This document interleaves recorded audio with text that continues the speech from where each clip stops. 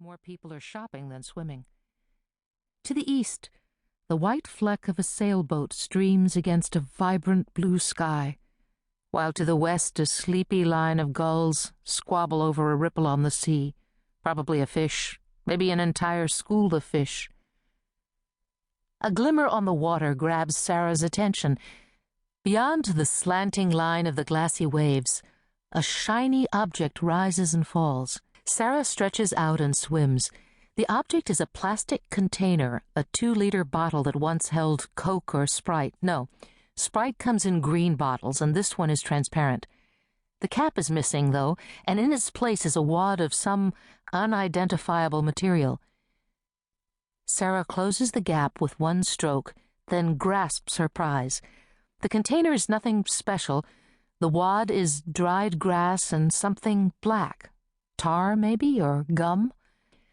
A few pages of densely printed paper curl inside the mostly waterproof ride. One edge is ripped, so these must be pages torn out of a book. She turns the bottle. She's not much of a reader, having been forced to read too many classics over the summer while her friends were touring Europe, but a handwritten message in the margin catches her eye. The brown ink is blurred, but one word is legible. Sarah. Hey! Sarah waves to catch the straw hat's attention. Hey, look! The woman is too engrossed in her book. Either that or she can't hear above the steady crash of the surf. Sarah's mouth twists. Good thing I'm not drowning. But she is a good swimmer, and Umbrella Woman knows it. Sarah tucks the bottle under her arm and side-strokes toward the shore, then catches a wave and rides it until she reaches shallow water. She tugs her wet bathing suit back into place as she approaches the umbrella, then drops to her knees in the powder-soft sand. Look at this. She holds the bottle horizontally between her hands. I found it in the water, and guess what? Someone wrote my name on these pages. The book falls. What? Oh, gross. That's trash, Sarah. Throw it away. But it's got... You don't know what it has. Some nasty drunk probably pitched it off a sailboat. Sarah points to the message. But that's my name, see? Can you read the rest of what it says? A pair of perfectly arched brows furrow for a moment. Ugh! That looks like dried blood. But drop it, and don't touch it again. You don't know where that's been or who's handled it.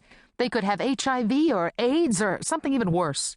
Sarah drops the bottle and wipes her hand on her bathing suit while the pale face warily regards the sun. Look at how late it's getting. We'd better go. When we get back, I think we ought to write a letter to let someone know this beach is becoming unfit for swimming. I know they can't stop riffraff from boating here, but there has to be a law against tossing trash into public waterways. Accompanied by an inexplicable sense of guilt, Sarah picks up her towel, shakes out the sand, and wraps it around her. Before following the bobbing straw hat to the house, she gives the odd bottle one last look.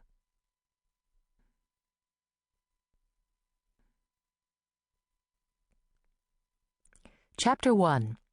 1 year earlier, Manhattan.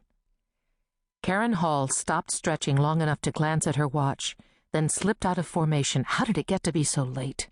Sarah would be spitting mad. Leaving so soon? Jose Velasquez, one of the fitness center's personal trainers, caught her arm as she bent over the bench where she had stashed her bag and towel. You didn't even get to the cool-down. I gotta run. Karen tapped her watch. My daughter's violin lesson ends at 4:30, and she doesn't like to wait on the street. She gets nervous if I'm not there on time. You are such a good mother. Well, she rolled her eyes. I try. Jose leaned against the wall and raked his eyes over her body with a look that would have set off alarm bells if she didn't know he was gay. You are looking tight. I can tell a difference since you've been coming here. How much weight have you lost? Karen's cheeks heated as she wrapped a skirt around her waist. Only 4 pounds, but I feel good. And I got into that designer dress the studio sent over. It was a size 2. Jose clicked his tongue. I would have said you were a size 0. You know that Kelly Ripa? She was in here the other day, and you are no bigger than her. Karen knew he was overdoing the flattery.